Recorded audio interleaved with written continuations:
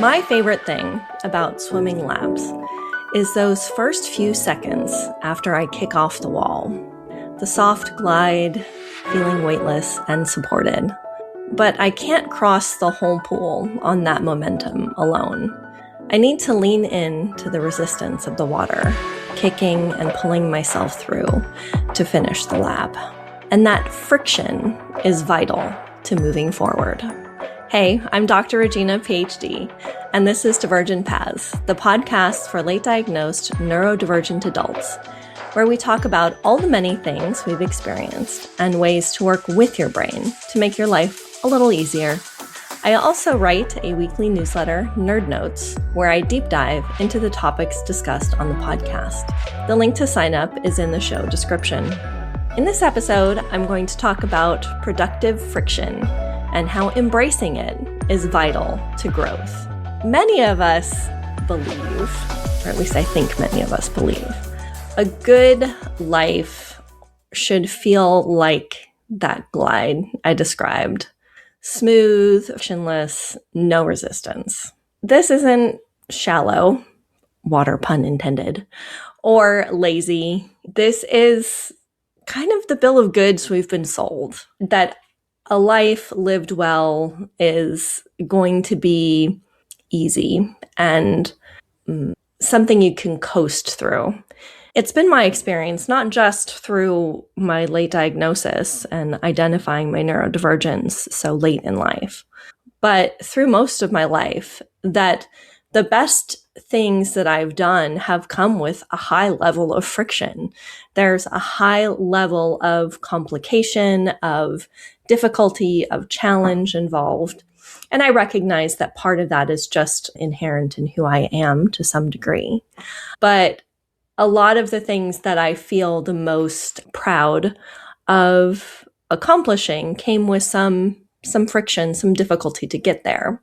But as I've sort of reflected back on some of that, as much as I can appreciate the growth and be proud of my accomplishments, I realize how under the surface, so many of the challenges I faced being late diagnosed neurodivergent impacted that friction. They made things more frictiony than it would have otherwise been, just in terms of growth.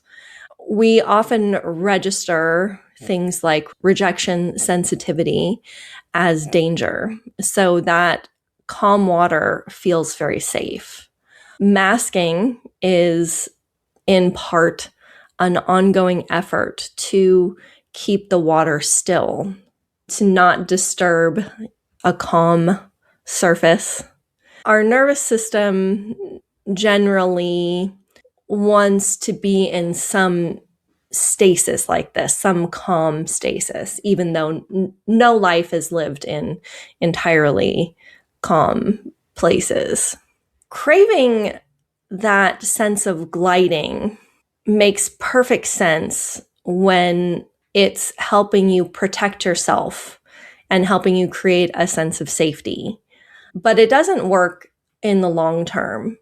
And a lot of times, a lot of things that we face, a lot of the things that we're undoing when we're late diagnosed or late identified, they come with a lot of friction. The idea of not making waves in your life, or not making waves in your relationships in particular, is another way of people pleasing. This is how we get kind of stuck making constant micro adjustments to who we are and how we're presenting ourselves, agreeing when you don't. And by doing that, you absorb the friction so other people don't have to feel it. You pre-edit yourself. That's one of the ways of kind of smoothing over your edges, right? People-pleasing isn't a personality trait. As I've talked about before, it's a strategy for helping you stay suspended in that frictionless glide in those first few seconds of swimming the lap. But the glide, although it's nice, doesn't last, right? It doesn't get you across the pool. It doesn't get you to the place you're going, because no true growth happens without some sort of friction. If you have any kind of plants or you have any kind of, natural life around you, growth is there's lots of friction in growth.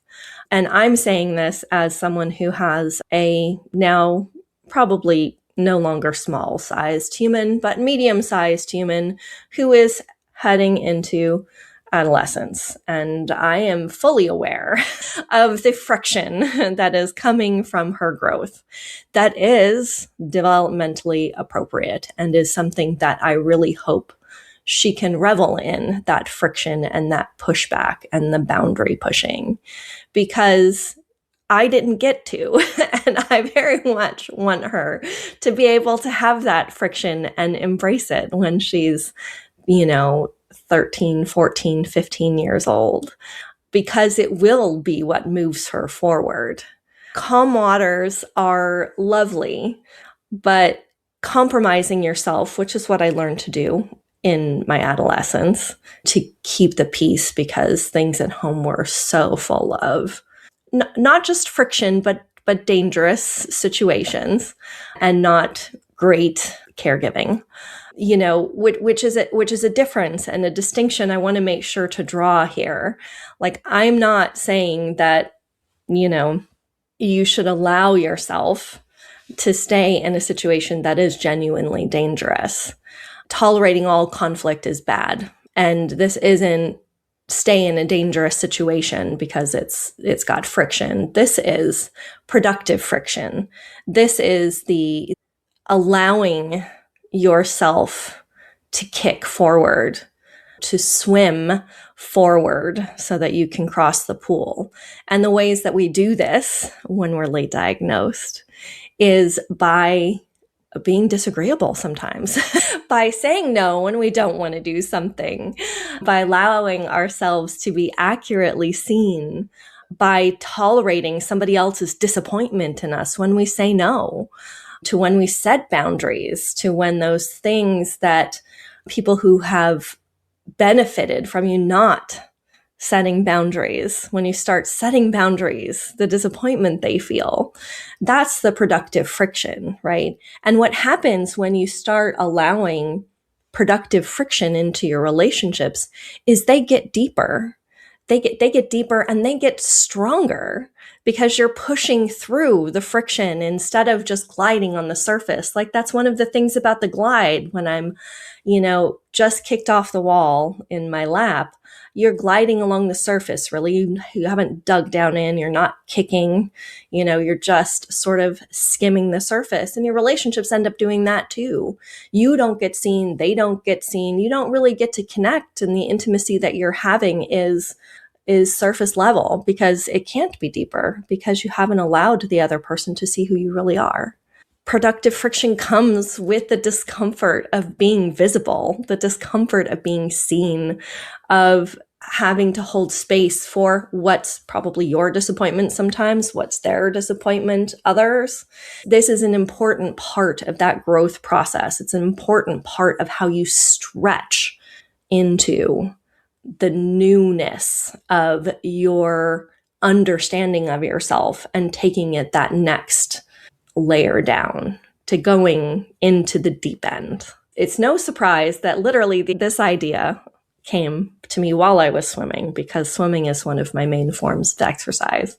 And I was thinking about how much I love those first few seconds and how much hard work when I'm pushing up on 800 or 900 yards of swimming, how those last laps feel draining, and where the friction continues to build and build, and my heart rate's up and I'm tired and I'm starting to get fatigued, but I'm pushing through it, and how much growth I've gone through in the almost 2 years now that I've been swimming regularly. And to know that when I first started, it was so hard, but it got easier. The laps are easier. I go a lot longer distance now, but I only did that because I went through those first few workouts where it was uncomfortable and full of friction. And it wasn't ever dangerous because I was in a pool that I could stand in at all times. And it wasn't me compromising myself in order to stay in a dangerous situation or a situation where I didn't feel seen. But pushing through that allowed me to grow.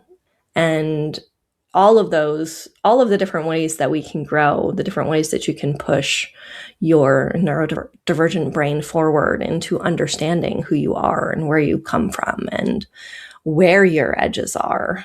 This is all important.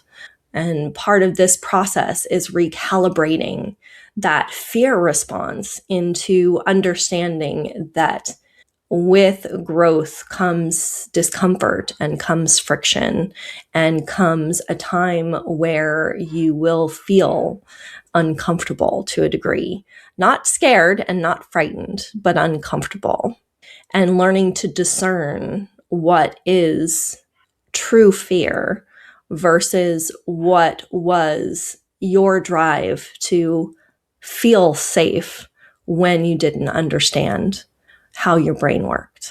The goal should never be to avoid making waves. It is to learn how to distinguish which waves are worth making and to stop confusing stillness with safety.